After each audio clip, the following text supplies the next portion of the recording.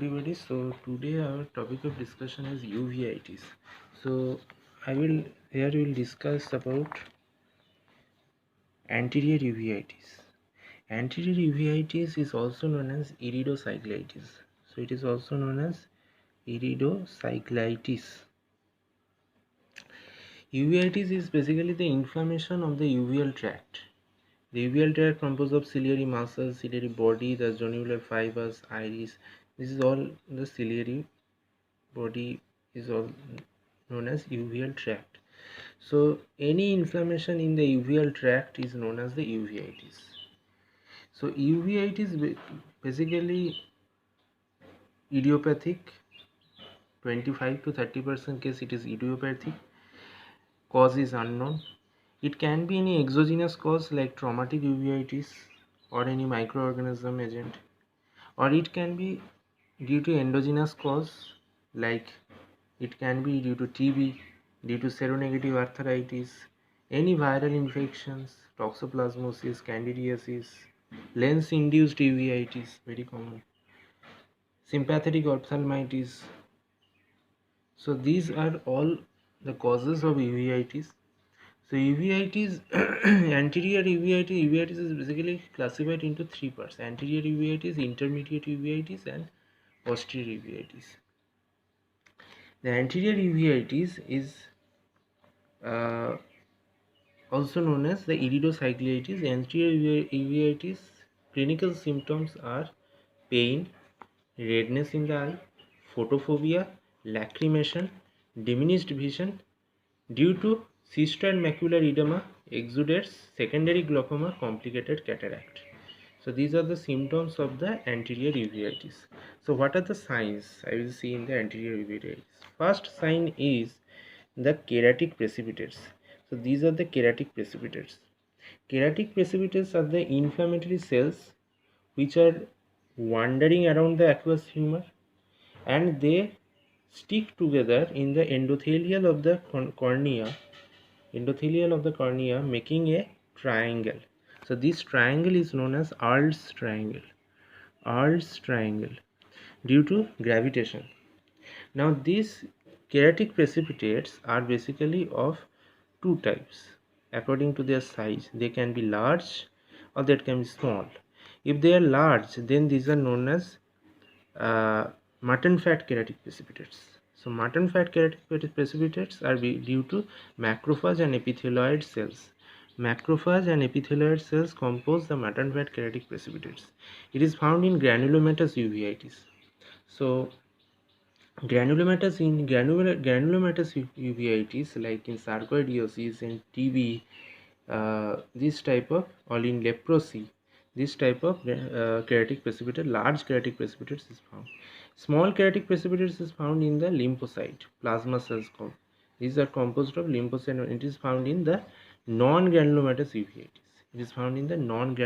uveitis. These keratic precipitates can be fresh or can be old.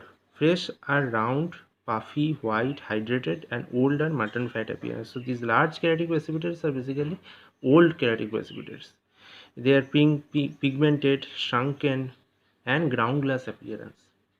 Second thing, I will see that there will be a iris will be muddy iris. There will be muddy iris due to the exudates, and also rubeosis iridis is found because of the congestion of the iris. It is found in chronic uveitis or Fuchs heterochromatic uveitis. In the iris we can see that the nodule along the pupillary margin, the nodules are known as Kapp's nodule, and along the away from the pupillary margin, the nodules are known as the Busaka's nodules. So Busaka's nodules and Kapp's nodules are found in the iris. And in the anterior chamber there are aqueous flares. These are the aqueous flares and aqueous cells. Aqueous flares are nothing but damaged blood vessels, and due to the damaged blood vessels the protein leaks. These proteins are known as aqueous flare because they create a Tyndall effect. Now there are various grades: 0, +1, +2, +3, +4. So there are various grade of the aqueous flare. And what are the aqueous cells? These are then nothing but inflammatory cells due to the exudation of these inflammatory cells in the aqueous humor. So they are also counted in 0 plus 1. They have also grades. There is circumciliary congestion is present outside the eye. Now there is posterior synecdoche. The posterior synecdoche is basically the exudative in the pupillary margin and the anterior lens surface. The exudates between the pupillary margin and the anterior lens surface created a posterior synecdoche, and uh, these exudates are also found in the anterior lens capsule. So this will cause the pigmentation in the anterior surface, complicated cataract that causes the breadcrumb appearance, and polychromatic luster of the lens.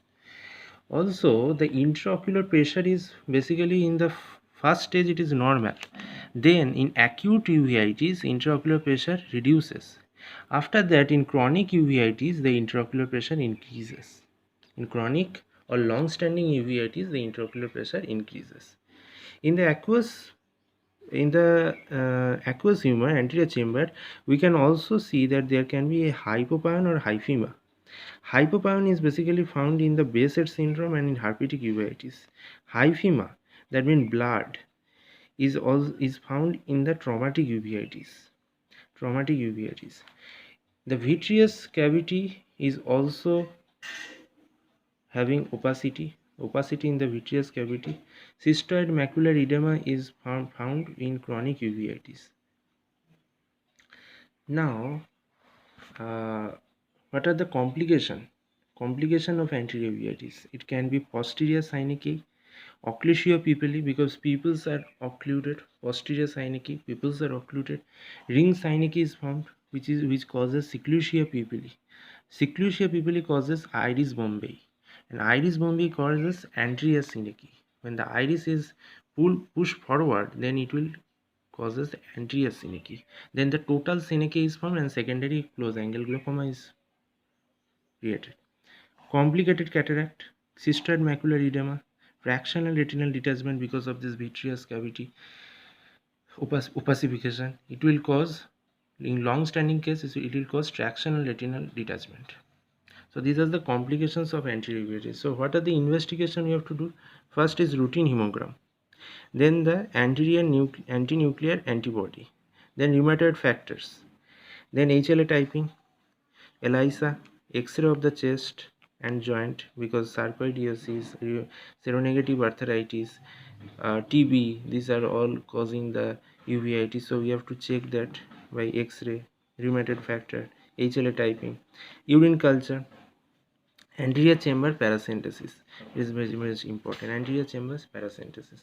Now the treatment of the anterior uveitis I will talk about next lecture. Thank you.